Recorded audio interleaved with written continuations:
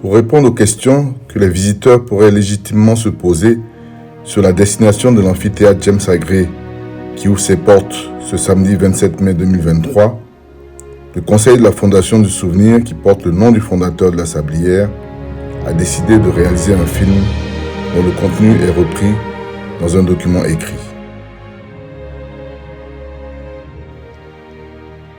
Pourquoi, dans un espace qui n'est pas un centre universitaire, mais un centre de retraite spirituelle, un amphithéâtre au milieu de sanctuaires, chapelles et autres lieux de prière? Qui est ce James Agré dont l'amphithéâtre porte le nom? La réponse à la première question est simple. Le fondateur veut en faire un lieu de savoir, un lieu de diffusion de la connaissance. D'où le choix du penseur qui se tient à l'entrée de l'amphithéâtre.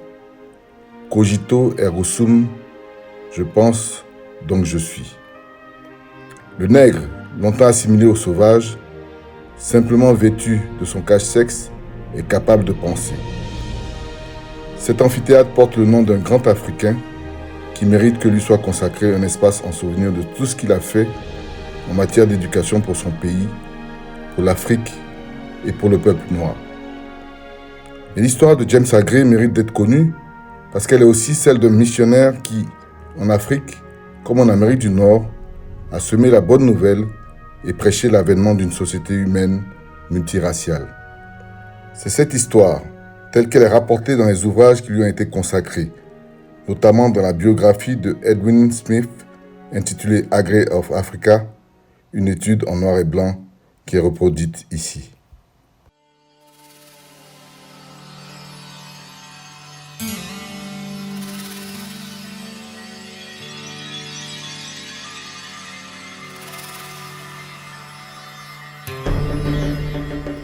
C'est en 1471 que des explorateurs à bord de leur caravelle ont accosté sur la côte occidentale d'Afrique, une région où ils trouvèrent des habitants occupés à extraire des sables des pépites d'or. Ils baptisèrent la région Côte de l'Or Gold Coast. En 1482, les Portugais s'établirent sur cette côte à Elmina, où ils construisirent un fort pour exploiter l'or et un port pour acheminer le minerai. Devenue colonie de l'Empire britannique en 1821, la Gold Coast des années 1890 passait pour être parmi les plus riches colonies, grâce bien sûr à l'or, mais aussi à la bauxite, au manganèse et à l'exploitation du cacao. L'essor économique du pays a permis la naissance de la communauté noire, d'une véritable élite constituée de riches commerçants, de grands propriétaires, de médecins, d'hommes de loi, dont beaucoup ont étudié en Europe. Un voyageur anglais, Geoffrey Gorer, a décrit dans un ouvrage publié en 1935 ce qu'il a vu à Accra, la capitale de la colonie. Accra, écrit-il, est une ville nègre et comme telle n'est pas pareille aux autres villes que j'ai visitées dans les colonies françaises qui sont des villes européennes contenant des populations noires en souffrance. Ici, elles sont chez elles. Accra est une ville en plein développement bourgeois, avec toute la gradation qui va de la chaumière à la maison seigneuriale. On pouvait voir dans les rues des nègres smart à côté de leurs femmes élégamment habillées dans de magnifiques autos avec des chauffeurs en livrée et des valets de pied. Tous ces gens riches étaient vêtus à la mode européenne.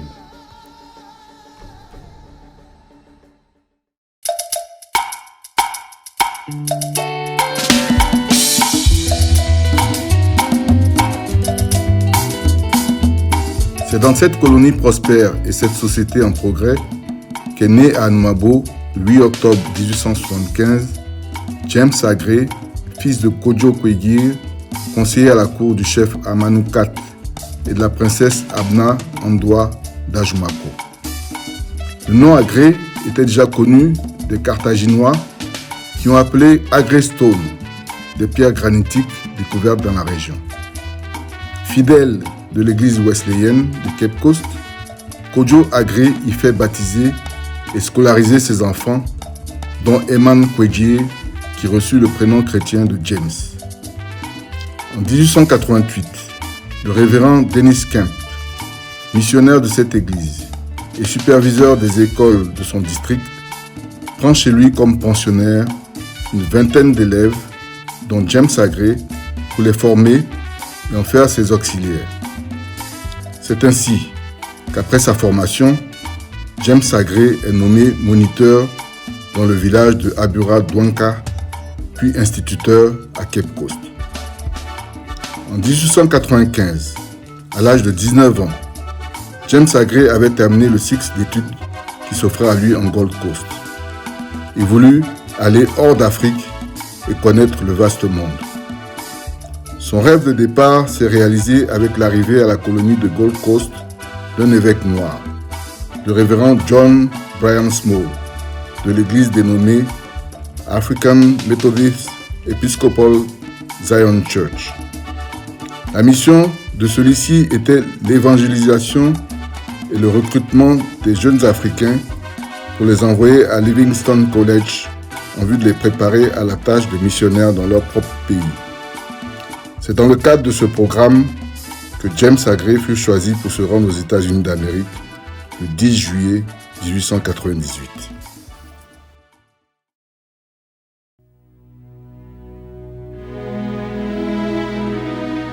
C'est à Salisbury, en Caroline du Nord, que James Agré poursuit ses études au Livingstone College.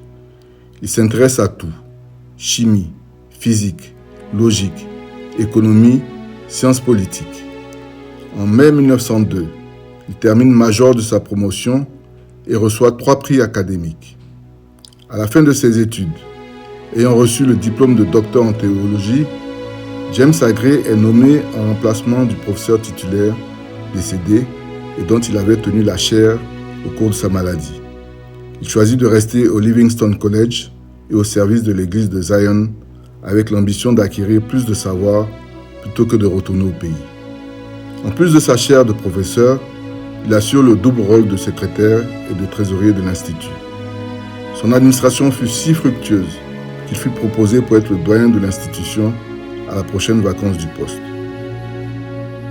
En novembre 1904, James Agré est invité à représenter Livingstone College à Portsmouth à la conférence de l'Association chrétienne des jeunes gens de couleur. Là, il fait la rencontre du docteur Jesse Jones, un apôtre de l'éducation des Noirs des États-Unis et directeur du Hampton Institute. Celui-ci l'invita à prononcer le sermon du dimanche à la chapelle de Hampton. À cette occasion, il ne s'adressa pas seulement aux étudiants et aux éducateurs de race noire, mais aussi aux membres de la communauté blanche qui avaient l'habitude de fréquenter la chapelle de l'Institut lors d'occasions solennelles. L'habile orateur compara avec ingéniosité les vertus de l'homme aux tonalités majeures et mineures de la musique et saisit l'occasion pour recommander un appel à l'harmonie de la vie par l'harmonie de toutes les qualités de l'âme. Et il fit preuve d'une si grande éloquence que cela souleva l'enthousiasme de l'auditoire. Le docteur Moton, qui était à ce moment-là administrateur à Hampton Institute, et devint plus tard le successeur de Booker Washington à Tuskegee Institute, assura que ce fut l'un des 3 plus beaux sermons qu'il eut entendus dans sa vie. De ce jour, la réputation de grand orateur attribuée à James Aggrey trouva sa plus solide réputation dans le succès qu'il obtint à prononcer son sermon.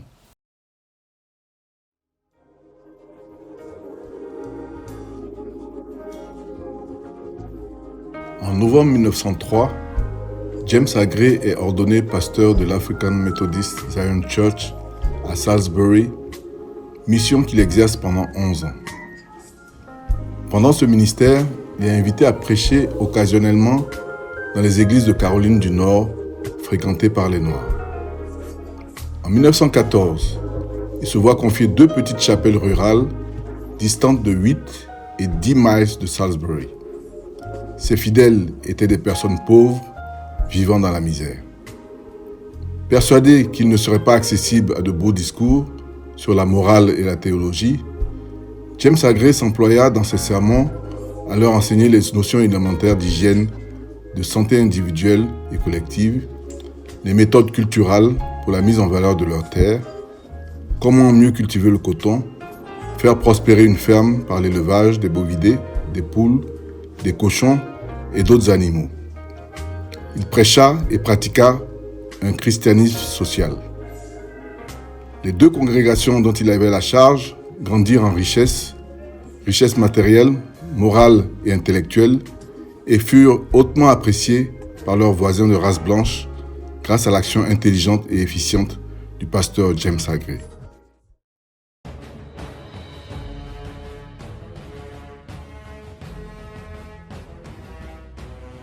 Une riche héritière, Miss Caroline Phelps Stokes, dans son testament rédigé en 1909, a décidé de consacrer $1 million à l'amélioration des logements des familles pauvres de la ville de New York, à l'éducation des Indiens de l'Amérique du Nord et à celle des Noirs américains et africains. Le conseil d'administration de la Phelps-Stokes Foundation, chargé de l'exécution du testament, a décidé de confier la réalisation de la partie de la clause testamentaire relative à l'éducation des Africains à une commission dirigée par le Dr Jesse Jones avec James Aggrey comme adjoint. Cette commission était chargée de procéder à une enquête sur les besoins d'éducation du continent africain. James Aggrey allait trouver dans cette nouvelle fonction l'occasion d'être l'interprète des peuples d'Afrique noire auprès du monde blanc. Et c'est en fervent missionnaire qu'il embarqua avec les autres membres de la commission le 24 août 1919 à Liverpool en direction du continent africain.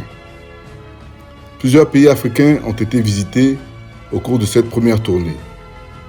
Il s'agissait de la Sierra Leone, le Libéria, la Gold Coast, aujourd'hui Ghana, le Cameroun, le Nigeria, le Congo belge, l'Angola et l'Afrique du Sud. Sollicité pour prêcher devant les congrégations religieuses dans ces pays, James Aggrey reçut partout le plus cordial accueil de la part des Noirs comme des Blancs. L'étape sud-africaine du voyage de la Commission apparut la plus importante car la coopération raciale prônée par James Aggrey s'opposait à la politique d'apartheid pratiquée dans ce pays. Lorsque James Aggrey s'y présente avec ses collègues de la Commission, il doit affronter des conditions plus difficiles et plus périlleuses que toutes celles rencontrées jusque-là, mais son adresse, son tact, son savoir-faire allaient jouer un rôle capital dans le succès qu'il obtint par la parole autant que par l'action. Dans l'une des conférences, il a utilisé les touches du piano comme image de l'harmonie raciale en disant « Les touches noires du piano donnent de bons sons et les touches blanches donnent également de bons sons, mais la combinaison des deux donne la meilleure mélodie. » Cette illustration est devenue depuis un symbole important pour la réconciliation et l'harmonie raciale. Le Dr James Aggrey a tellement impressionné les colons blancs lors des conférences publiques qu'ils se sont exclamés avec une admiration extravagante en disant « Maudit soit sa couleur, c'est un saint ». Au terme de sa visite, les conseils d'administration de Lovedale College et de Fort Hare University, établissements affectés à l'éducation des Noirs, proposèrent à James Agré leur chaire de sociologie. Il avait recueilli une immense moisson de succès dans son voyage à travers l'Afrique comme membre de la commission Phelps-Stokes. Sa réputation de grand orateur, sa renommée de leader de la coopération entre blancs et noirs, partout où les deux races vivent côte à côte, sa foi d'apôtre, tout cela l'avait auréolé d'une gloire éblouissante. Le 18 juin 1921, James Agré et ses collègues quittent l'Afrique. Le 1er août, ils sont de retour à New York, où ils produisent leur rapport intitulé « Education in Africa ». De retour à Salisbury, après une année d'absence, James Agré sera bientôt appelé à repartir pour l'Afrique dans une seconde mission de la Phelps-Stokes Commission. Le rapport de la première mission à laquelle il avait appartenu avait eu un écho favorable dans les pays anglo-saxons et particulièrement en Grande-Bretagne, au point que le gouvernement de St. James en avait retenu les suggestions et en avait même communiqué les résultats au Parlement.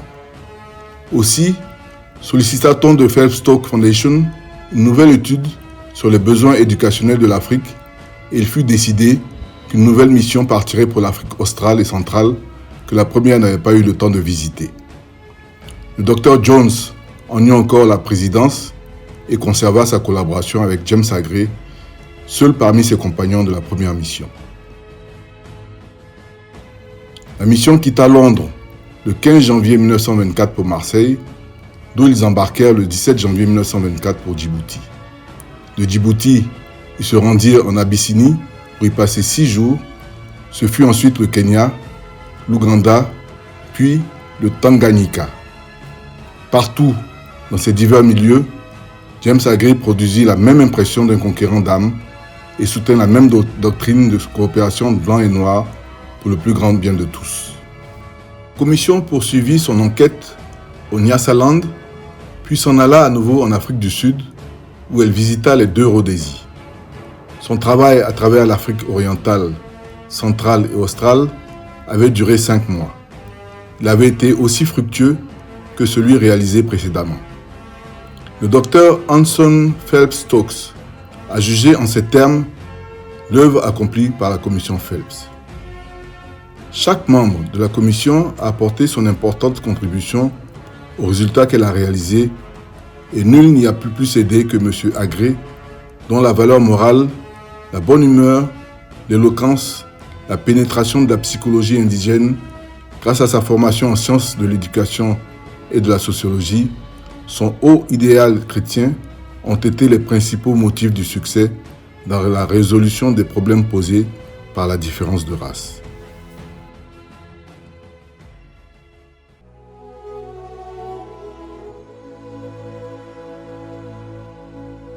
Après la guerre mondiale 1914-1918, le brigadier général Guggisberg, revenu glorieusement du front, a été nommé gouverneur de la Gold Coast par Lord Milner, le secrétaire d'État aux colonies.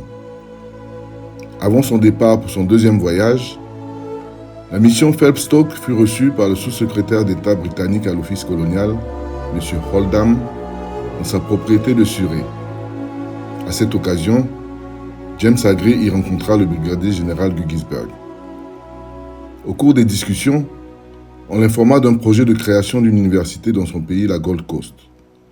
Cet établissement devait abriter plusieurs écoles, du préscolaire jusqu'au primaire et du secondaire au collège, avec des bâtiments érigés sur le même espace. Mais comment réaliser un tel projet ambitieux sans un personnel qualifié? On fit appel à M. Fraser, le principal d'un collège de Ceylan, de passage à Oxford juste à ce moment-là. M. Fraser accepta le poste à la condition que James Agré, avec qui il s'est entretenu, soit son adjoint.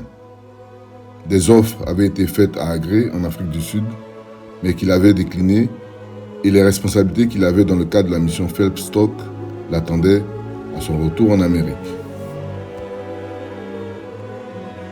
Mais pouvait-il refuser d'apporter sa contribution à la création d'Ashimota College, le premier collège de son pays?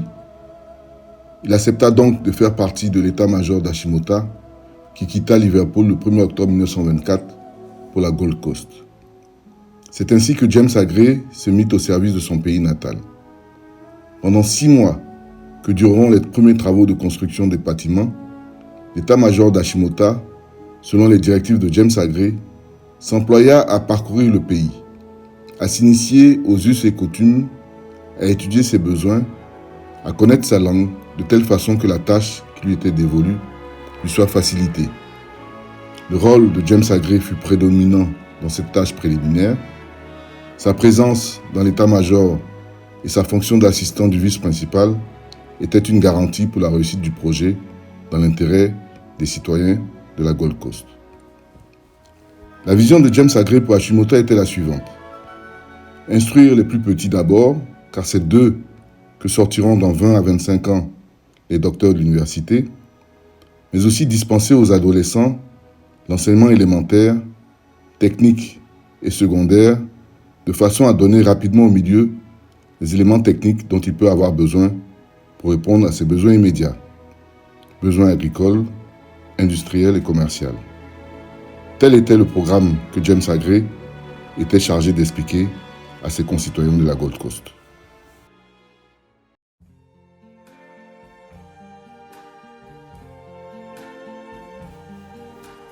James Aggrey a fait la rencontre de Rose Douglas en 1904 à la conférence de l'Association chrétienne des jeunes gens de couleur à Hampton. Leur mariage eut lieu le 8 novembre 1905 à Portsmouth.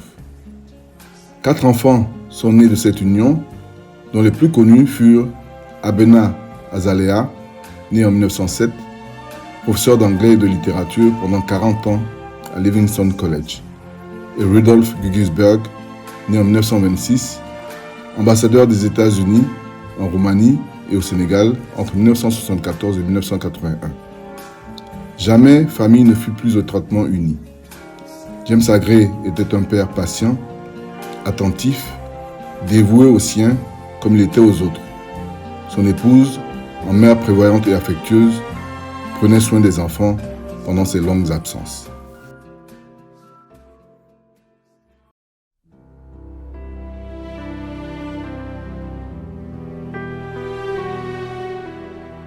Déjà titulaire des diplômes de docteur en théologie et en philosophie, James Aggrey obtint un congé de 6 mois pendant lequel il devait achever la préparation de sa thèse de doctorat sur l'histoire de la colonisation anglaise en Afrique occidentale qu'il devait soutenir à l'Université de Columbia.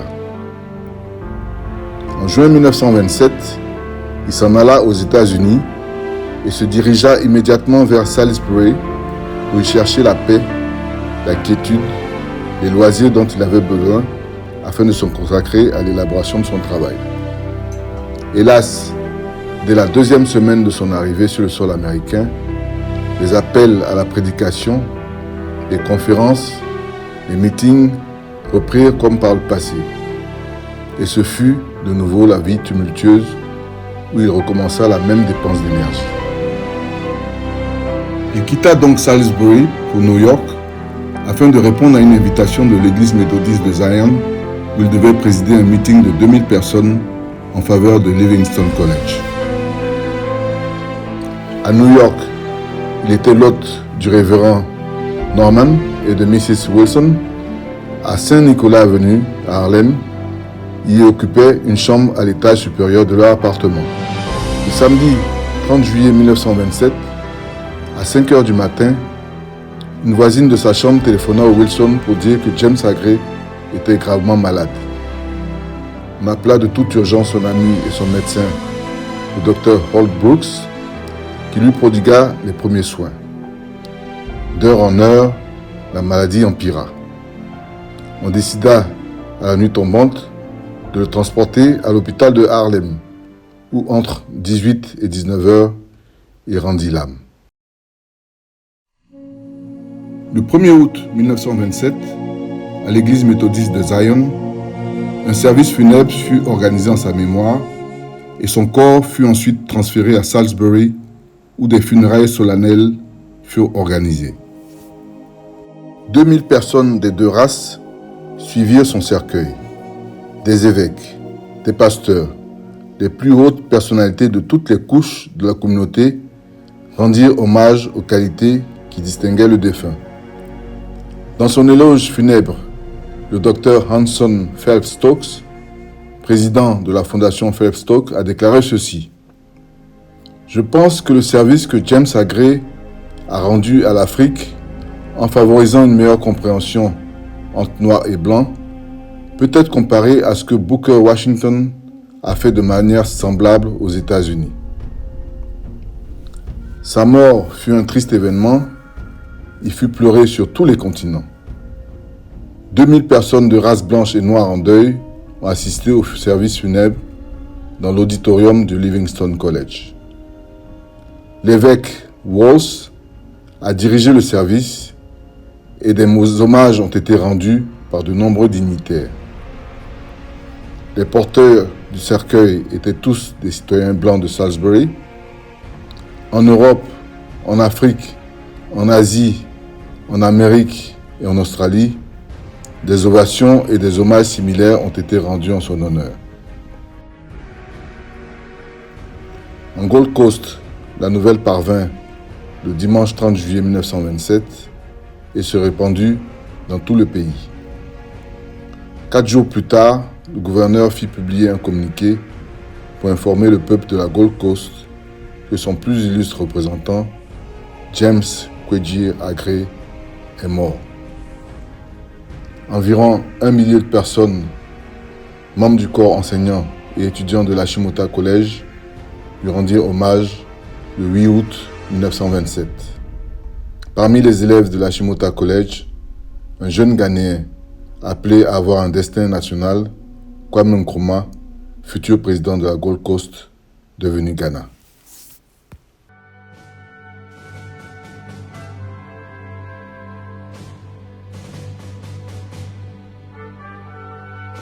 James Aggrey a laissé un héritage considérable en raison de son parcours exceptionnel. Sa vie est indéniablement une source d'inspiration pour tous ceux qui aspirent à faire une différence dans le monde.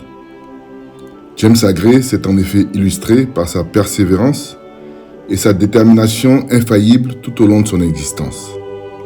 Il avait conscience des difficultés inhérentes à l'époque coloniale où il vécut, mais cela ne l'a pas empêché de poursuivre ses objectifs avec force et conviction. Cet homme remarquable était également connu pour son humilité, qui lui valut le respect et l'admiration des personnes qu'il côtoyait.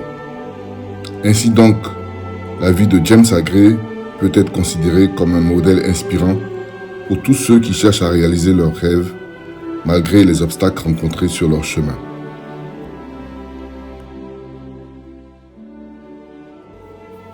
Voici quelques-unes des inépuisables paroles de sagesse prononcées par James Aggrey. Je suis fier de ma couleur. Celui qui n'est pas fier de sa couleur n'est pas apte à vivre. Gardez votre sang-froid et souriez. C'est ce que Jésus voulait dire quand il a dit aux hommes de tendre l'autre joue. Je n'ai pas le temps de me venger, ce n'est pas africain. Certains blancs devraient être transformés en nègres juste pour quelques jours, afin de ressentir ce que nous ressentons et de subir ce que nous subissons. James Aggrey a porté dignement la parole de l'Afrique dans le cadre de sa participation au sein de la commission Phelps Stokes, qui était considérée comme la clé de voûte de l'élévation du niveau de l'éducation en Afrique. Il était le seul membre africain de cette commission d'éducation de renommée internationale.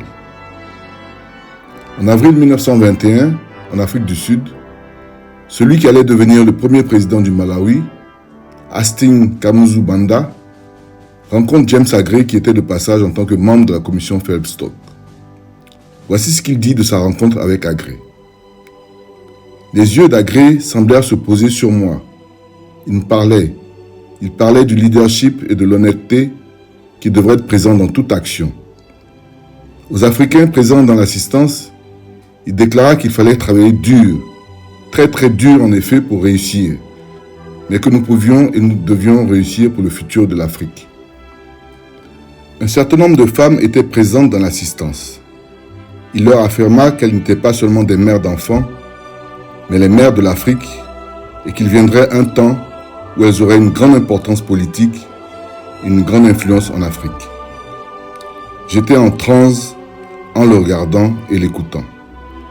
Il était comme un prophète noir envoyé par Dieu, et j'ai eu le sentiment que je devais retenir chaque mot. C'était assurément l'homme le plus incroyable que j'ai jamais rencontré. Ce que James Aggrey laisse à l'Afrique et aux Africains. Si quelqu'un vous dit que les Africains ne peuvent rien apprendre, ne le croyez pas. Dites-lui que votre frère Aggrey a appris quelque chose. Seul le meilleur est assez bon pour l'Afrique. Je veux que l'Afrique soit civilisée, pas occidentalisée. On nous enseigne à penser que nous sommes des poules. Et nous pensons véritablement être des poules alors que nous sommes des aigles. Étendez vos ailes et envolez-vous. Et ne vous contentez jamais des miettes que l'on vous jette.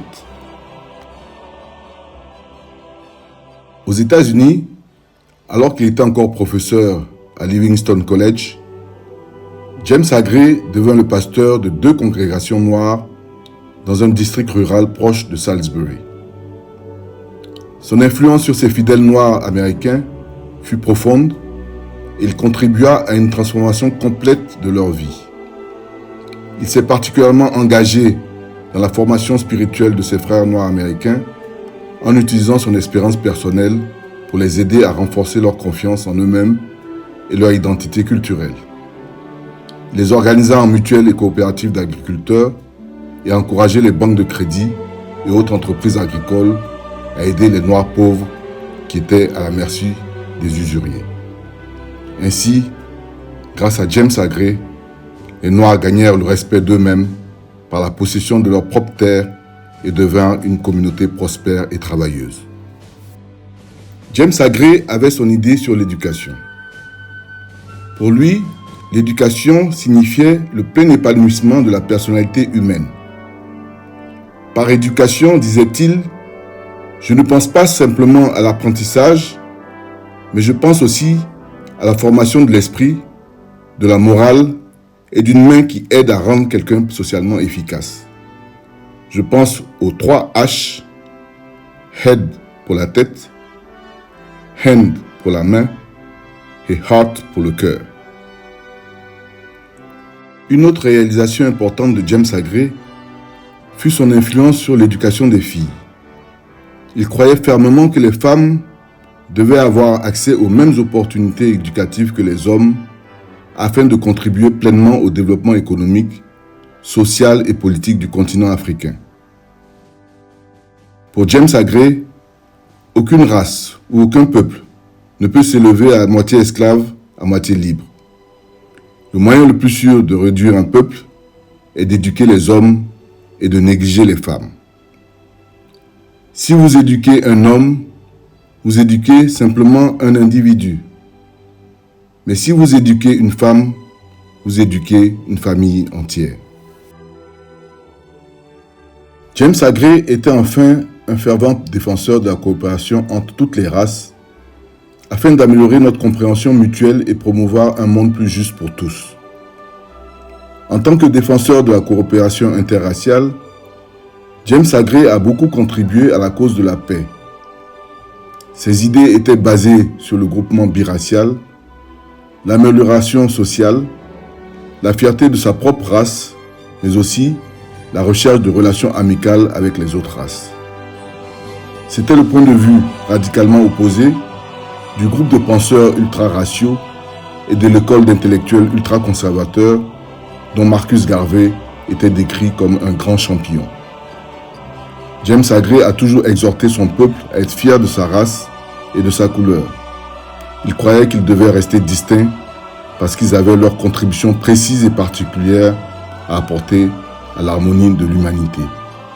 Il a exprimé son idée d'harmonie raciale par son exemple des touches de piano. The interesting thing about Dr. Imam Kujar Aggrey, known as the Man of Africa, one of the most phenomenal thinkers, orators that Africa ever produced. It's not the fact that he is known for the statement, educate a man and you educate an individual, educate a woman and you educate a family, which has later now been recognized as a nation. It's not the fact that he talked about or compared us to chickens who are actually eagles pretending to be chickens, and the fact that we needed to spread out our wings and fly. The true African, the African of greatness.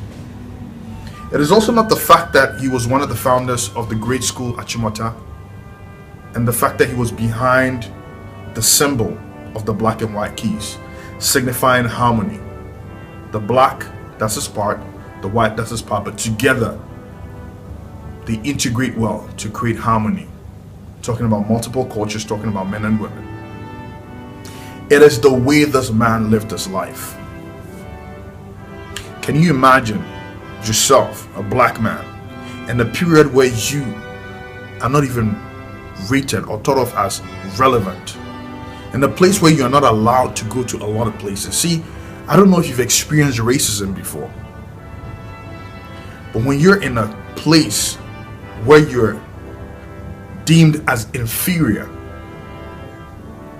but somewhat somehow you're able to not only break that, but get those who feel they're superior to respect you well enough to invite you to give them a talk, to invite you to walk up to them, where somebody exclaimed, damn his color, this man is a saint, where this man had a standing ovation from white people in apartheid South Africa. That's the kind of person I'm talking about. This man was brown or black just like you and I, but he made a choice. He made a choice to believe that the African man is great, that the African man can manage his own affairs, that the African man needs to start thinking. He's the reason for people like Nkrumah and other great leaders who looked up to him. He rubbed shoulders with people like Du Bois and T. Booker T. Washington, the greats of the great. I'm telling about his story, and I want you to read about him so you remember who you are inside and the potential you have and what we can do together to move this country leaps and rebounds ahead. Yes, the African can manage his affairs, and yes, we believe in the Africa. Let's all do that. Stay empowered.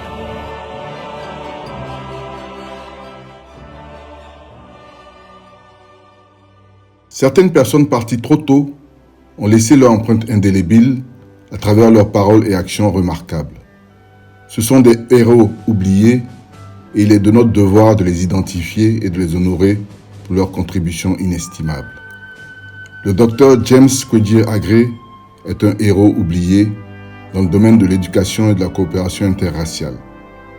Son engagement en faveur d'une amélioration significative du niveau d'éducation en Afrique, ainsi que son dévouement à façonner la spiritualité des Noirs américains et des Africains, sont autant d'exemples qui témoignent de sa vision humanitaire. Son implication sans faille dans la défense des valeurs fondamentales liées à la coopération interraciale demeure exemplaire et continue d'influencer positivement notre monde contemporain.